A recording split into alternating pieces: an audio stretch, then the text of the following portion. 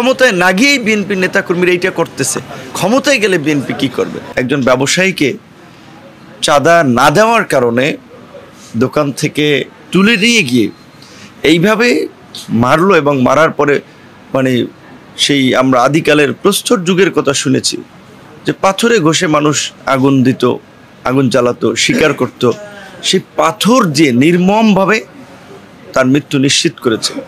এখন এই উল্লাস যারা করেছে বা এই ঘটনা যারা ঘটিয়েছে তারা কিন্তু একটা রাজনৈতিক প্রভাবের জায়গা থেকে, শক্তির জায়গা থেকে এটা ঘটিয়েছে, কারণ তারা মনে করছে যে এগুলো ঘটালেও তাদের প্রতিকার করার লোক আছে।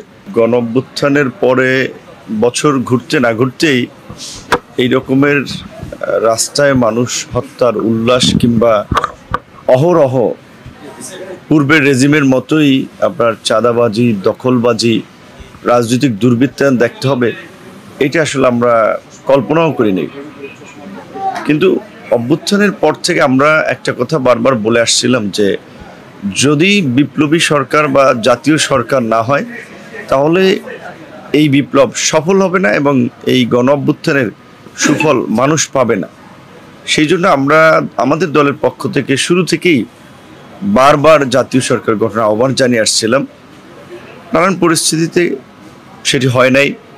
তারপরে আমরা সরকারকে কিছু ক্ষেত্রে সতর্ক করেছিলাম যে অন্তত সরকারের যারা গুরুত্বপূর্ণ স্টেক হোল্ডার বা অংশীজন, রাজনৈতিক দলগুলো, ছাত্র নেতৃবৃন্দ যারা এই আন্দোলনের নেতৃত্ব দিয়েছে, তারা, সামরিক বাহিনী সহ প্রশাসন, কিন্তু দেখা গেছে যে আপনার সিভিল প্রশাসন গত এই 10 মাসেও এখন পর্যন্ত আসলে সংস্কার করা হয় নাই, কিংবা এই গণহত্যার সাথে, এই মানবতা বিরোধী অপরাধের সাথে টপ থেকে বটম যারা জড়িত ছিল তাদেরকে চাকরি থেকেও স্যাক করা হয়নি, কাউকে গ্রেপ্তার করা হয়েছে, কেউ আছে, যার কারণে প্রশাসনের অনেকের মধ্যে কিন্তু আতঙ্ক যে আমি যদি একটা শক্ত ভূমিকা নেই আমাকে আবার বিভিন্নভাবে ট্যাগ দিয়ে আমার ক্ষতি করা হতে পারে।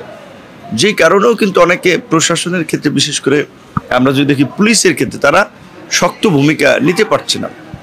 আমরা মনে করি যে এই সময় অন্তত এই গত 16 বছরের অন্যায়, অবিচার, গুম, খুন, লুটপাট, দুর্বৃত্তায়নের সাথে যারা জড়িত ছিল, রাজনৈতিক নেতৃবৃন্দের পাশাপাশি প্রশাসনের, তাদের অন্তত 6 মাসের মধ্যে গ্রেপ্তার করা দরকার ছিল। এটা না করার ফলে এখন প্রশাসন একটা দোদুল্যমান অবস্থায় আছে যে কাকে ধরবে, কাকে ছাড়বে, কার বিরুদ্ধে ব্যবস্থা নেবে। যেমন গতকালকের যে চাঞ্চল্যকর ঘটনাটি আমরা দেখলাম ঢাকার স্যার সলিমুল্লাহ মেডিকেল কলেজের সামনে, মিটফোর্ড হসপিটালের সামনে, সেখানে একজন ব্যবসায়ীকে চাঁদা না দেওয়ার কারণে দোকান থেকে তুলে নিয়ে গিয়ে এইভাবে মারলো এবং মারার পরে সেই আমরা আদিকালের প্রস্তর যুগের কথা শুনেছি যে পাথরে ঘষে মানুষ আগুন দিত, আগুন জ্বালাতো, শিকার করত, সেই পাথর দিয়ে নির্মমভাবে তার মৃত্যু নিশ্চিত করেছে। এখন এই উল্লাস যারা করেছে বা এই ঘটনা যারা ঘটিয়েছে তারা কিন্তু একটা রাজনৈতিক প্রভাবের জায়গা থেকে, শক্তির জায়গা থেকে এটা ঘটিয়েছে, কারণ তারা মনে করছে যে এগুলো ঘটালেও তাদের প্রতিকার করার লোক আছে। কারণ রাজনৈতিক ছত্রছায়াই কিন্তু সাধারণত এই যে আমরা সন্ত্রাসী কর্মকাণ্ড বলি, চাঁদাবাজি, দখলবাজি বলি, এগুলো চলে।